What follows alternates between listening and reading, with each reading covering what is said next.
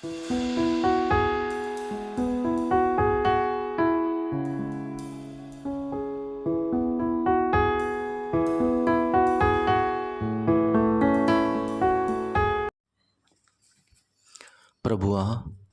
నన్ను విడిచిపొమ్ము, నేను పాపాత్ముడనని చెప్పెను. లూకాసు వార్త 5వ అధ్యాయము 8వ వచనం. సీమోను పేతురు అది చూచి యేసు మోకాళ్ళ ఎదుట సాగిలపడి, ప్రభువా, నన్ను విడిచిపొమ్ము, నేను పాపాత్ముడనని చెప్పెను. ప్రభునందు ప్రియులారా, దేవుని పరిశుద్ధతను చూచి తనలో ఉన్నటువంటి పాపస్థితిని తలంచుకొని, నేను పాపాత్ముడను, నన్ను విడిచిపొమ్ము అని అంటున్నాడు. పేతురు గ్రహించాల్సిన ఒక పరిస్థితి. పేతురు, నన్ను విడిచిపొమ్ము అని ఎందుకు అంటున్నావు? నేను నిన్ను విడిచిపోవటానికి కాదు కదా, నిన్ను విడిపించుటకు పరలోక సింహాసనమును విడిచిపెట్టి వచ్చాను. నిన్ను విడిపించుటకే వచ్చిన వానిని నన్ను విడిచిపెట్టి పొమ్ము అని అనవద్దు. చాలాసార్లు మన జీవితాలలో కలిగిన బలహీనత, ప్రభువు నుంచి దూరంగా వెళ్ళాలని, ప్రభువే దూరంగా వెళ్ళిపోవాలని, నేను దానికి అర్హుడను కాదని చెప్పి ఆయన మాటకు, ఆయన పనికి, ఆయన కార్యాలకు దూరమవుతున్నావా?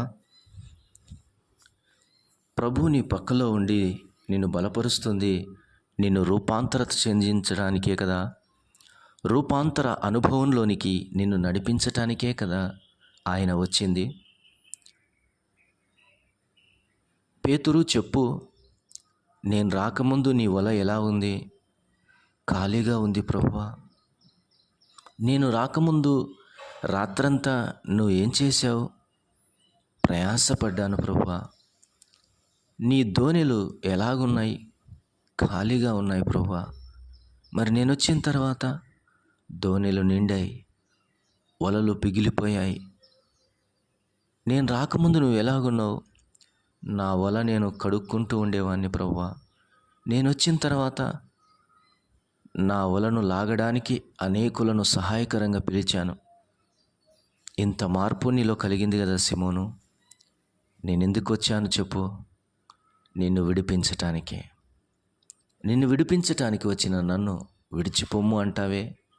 ప్రభునందు ప్రియులారా, పేతురును ప్రభు ఎన్నిసార్లు వెంబడించాడో తెలుసా? వెంటపడ్డాడు పేతురు వైపు. ఎందుకంటే ఆయన లోకానికి వచ్చిందే నశించిన దానిని వెదికి రక్షించటానికి. నీవెందుకు ప్రభు సన్నిధిని కోల్పోతున్నావు? ప్రభు దగ్గరికి ఎందుకు రాలేకపోతున్నావు? ఎందుకు ప్రభుతో ప్రత్యేకమైన అనుభవాన్ని కలిగి ఉండకుండా దూరంగా వెళ్తున్నావు? రా దగ్గరికి, చెప్పు ప్రభువునకు. అంతరంగంలో ఉన్న బాధంతా చెప్పేసి ఒప్పుకో, ఆయన దగ్గర కన్ఫెస్ అవ్వు, క్లీన్ చేసుకో, భారం తొలగించుకో, ధైర్యంగా ముందుకు వెళ్ళు. ప్రభు అన్నటువంటి ఒకే ఒక మాట, భయపడకుము, భయపడకుము, ఇప్పటి నుండి నీవు మనుషులను పట్టువాడవై ఉండు అని సీమోనుతో చెప్పాను. భయపడకము, I will change your life. Here onwards your life will turn into a bright way. ఇక్కడ నీవు చేపలు పడుతున్నావు, మనుషులను పట్టువాడిగా చేస్తాను. నేను వచ్చింది నిన్ను మార్చడానికే, ఉన్న చోటే కూర్చోవడానికి కాదు, బాగుందిలేని అక్కడ ఆనుకోవడానికి కాదు, అక్కడి కూర్చొని చీకట్లో సమయం గడపటానికి కాదు, బలహీనత దగ్గరే నువ్వు మూలగడానికి కాదు. పేతురు, నేను వచ్చింది నేను విడిపించటానికి. I came unto here to give deliverance you from all weakness, darkness, failure and everything. నేను వచ్చిందే నిన్ను విడిపించడానికైతే నన్ను విడిచిపెట్టిపోమ్మంటావేంటి? ఇది ప్రభు ఆంతర్యపు భావన. ఈరోజు నీతో కూడా అదే అంటున్నాడు. ప్రభునందు ప్రియులారా, దేవుడు నీ దగ్గరికి వచ్చింది, ప్రభు నీ దగ్గరికి వచ్చింది నిన్ను విడిపించటానికి అన్న సంగతి నువ్వు మర్చిపోవద్దు. పాపము నుంచి, అపరాధము నుంచి, శాపము నుంచి, ఘోర నరకాగ్ని నుంచి విడిపించబడ్డావు.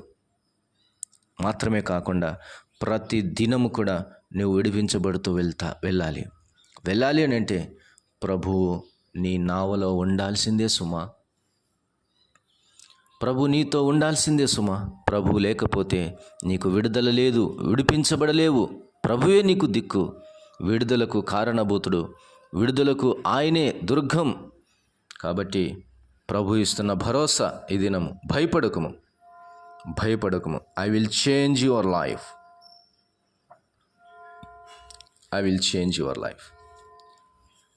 ఈ మాట చెప్పగానే సిమోనులో మార్పు కలిగింది.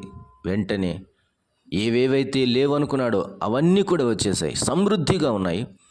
అయితే సమృద్ధికి మించిన వాడు ప్రభు అని ఎరిగి పట్టిన చేపలు, లాగిన దోనె విడిచిపెట్టి, అక్కడ రాయబడిన మాట, సమస్తమును విడిచిపెట్టి ఆయనను వెంబడించిరి. వారు దోనెలను దరికి చేర్చి సమస్తమును విడిచిపెట్టి ఆయనను వెంబడించిరి. ఇది కదా నీలో రూపాంతరత కావాల్సింది. ఏవి కావాలన్నా అవి నీకు ఇస్తాడు. ఇచ్చిన వాటితో సంబరపడటానికి కాదు, ఇచ్చిన ప్రభువును వెంబడించటానికి. అదే ఈరోజు పాఠం. పిల్లల్నిచ్చాడా? ఇచ్చిన వాటిని చూస్తూ మురిసిపోతూ, వారి విషయమై బాధపడుతూ, కృంగిపోతూ అక్కడే కాలం గడపటానికి కాదు సుమా. Turn your face towards the Lord. Walk along with the Lord. Don't get back. అదే చెబుతున్నాను. ఆయన వైపు తిరిగినప్పుడు నీ నీడ నీ వెనక తట్టు వెళ్ళిపోతుంది. ఆయన వైపు తిరిగినప్పుడు నువ్వు లాగుతున్న భారం సులువు అవుతుంది. అదంతే. You can't expect you. అంతే. ఆయన వెంబడిస్తే చాలు, భారం సులువు అవుతుంది. అందుకనే నా కాడి సులువైనది అన్న ప్రభువు నీతో మాట్లాడుతున్నాడు. సమస్తమును విడిచిపెట్టి వెళ్ళిపోతున్నారు. కారణం, ప్రభు దొరికాడు. More than property, more than strength, blessings and everything, దేవుడు దొరికాడు. More than your blessings, God is blessing. దేవుడే నా దీవెన, దేవుడే నా ఆశీర్వాదం అనుకొని వెంబడిస్తూ ఉన్నారు. ఇది రూపాంతర అనుభవం నీ జీవితంలో. ఎందుకు ఇన్ని సంవత్సరాలు అయిపోయింది ఈ అనుభవంలోనికి రాలేకపోతున్నావు? కొంత బాధ కలగగానే కృంగిపోతున్నావు. కుటుంబం నిన్ను లాగేస్తుందా? బంధాలు నిన్ను లాగేస్తున్నాయా? ఏమిటి? ప్రభు వైపు చూడలేక ఇంకా నేను పాపాత్ముడనని భావన నీళ్ళెందుకు కలుగుతుంది? పేతురు, నిన్ను విడిపించడానికి వచ్చాను, అంతే, ఫైనలైజ్డ్. ప్రభువా, సమస్తమును విడిచిపెట్టి నీ యొద్దకు వస్తున్నాను. ఇది రూపాంతర మాట. రూపాంతరత లేని మాట, ప్రభువా నన్ను విడిచిపోము. ఇది రూపాంతరత లేని మాట. సమస్తమును విడిచిపెట్టి ఆయనను వెంబడించిరి. ఇది రూపాంతరత కలిగిన బలం, శక్తి, అనుభవం. ఏది నీది? ఈ దినము నీ పరిస్థితి ఏంటి? ఈ లోకము, దాని ఆశలు ఒకనాడు గతించిపోతాయని తెలియదా? నా నిమిత్తమై సమస్తమును తృణీకరించి తన సిలువను ఎత్తుకొని మోయాలనే విషయం తెలియదా? ప్రభునందు ప్రియమైన దేవుని వారలారా, నీ భారము యెహోవా మీద మోపము, ఆయన నీ ఉద్దేశములను సఫలపరచును. నీ భారము యెహోవా మీద మోపము, ఆయన నీ ఉద్దేశములను సఫలపరచును. Go, walk and run along with him. Everything will come unto you. ప్రతి భారము సులువవును, ప్రతి కన్నీరు సంతోషంగా మార్చబడును, నాట్యంగా మార్చబడును. ప్రతి విధమైనటువంటి చీకటి వెలుగగును, ప్రతి భయం ధైర్యంగా మార్చబడును.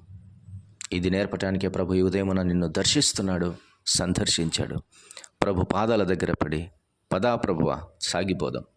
యాత్రికుడవైన నీవు మర్చిపోయావా? ఎందుకు ఇక్కడ ఆగావు? ప్రభు ప్రశ్నిస్తున్నాడు.